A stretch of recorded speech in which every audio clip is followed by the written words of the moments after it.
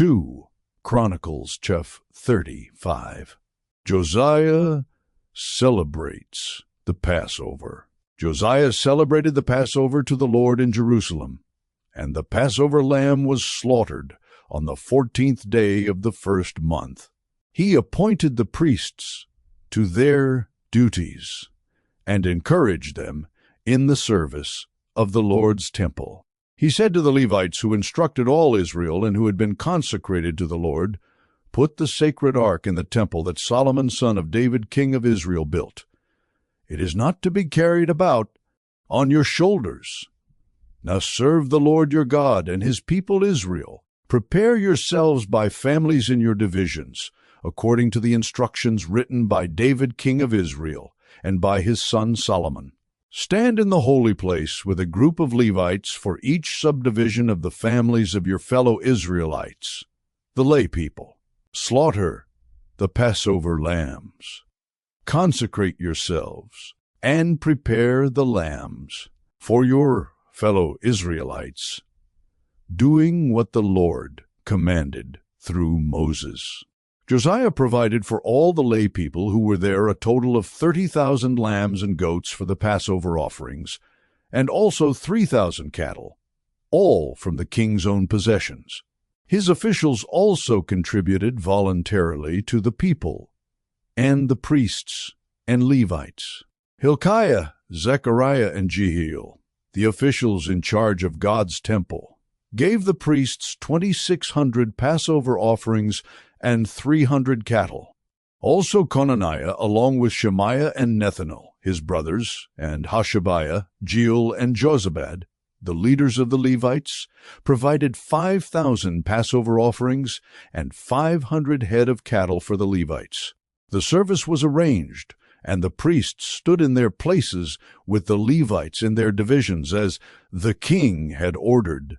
The Passover lambs were slaughtered, and the priests splashed against the altar the blood handed to them, while the Levites skinned the animals.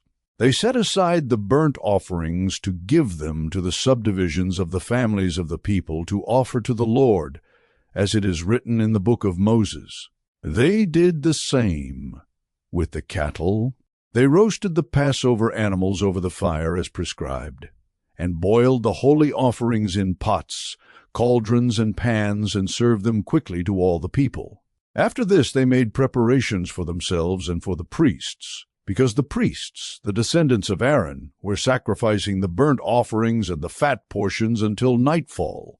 So the Levites made preparations for themselves and for the Aaronic priests. The musicians, the descendants of Asaph, were in the places prescribed by David, Asaph, Heman, and Jeduthun, the king's seer. The gatekeepers at each gate did not need to leave their posts, because their fellow Levites made the preparations for them. So at that time the entire service of the Lord was carried out for the celebration of the Passover and the offering of burnt offerings on the altar of the Lord, as King Josiah had ordered. The Israelites who were present celebrated the Passover at that time and observed the festival of unleavened bread for 7 days. The Passover had not been observed like this in Israel since the days of the prophet Samuel, and none of the kings of Israel had ever celebrated such a Passover as did Josiah, with the priests, the Levites, and all Judah and Israel, who were there with the people of Jerusalem. This Passover was celebrated in the 18th year of Josiah's reign. The death of Josiah. After all this, when Josiah had set the temple in order, Necho king of Egypt went up to fight at Carchemish on the Euphrates, and Josiah marched out to meet him in battle. But Necho sent messengers to him, saying, "What quarrel is there, king of Judah, between you and me? It is not you I am attacking at this time, but the house with which I am at war. God has told me to hurry, so stop opposing God, who is with me, or he will destroy you." Josiah, however, would not turn away from him, but disguised himself to engage him in battle. He would not listen to what Necho had said at God's command, but went to fight him on the plain of Megiddo. Archers shot King Josiah, and he told his officers, "Take me away. I am badly wounded."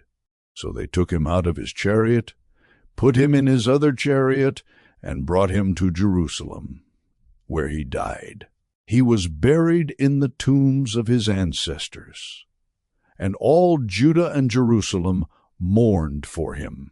Jeremiah composed laments for Josiah, and to this day all the male and female singers commemorate Josiah in the laments. These became a tradition in Israel and are written in the laments. The other events of Josiah's reign and his acts of devotion, in accordance with what is written in the law of the Lord, all the events, from beginning to end, are written in the book of the kings of Israel and Judah.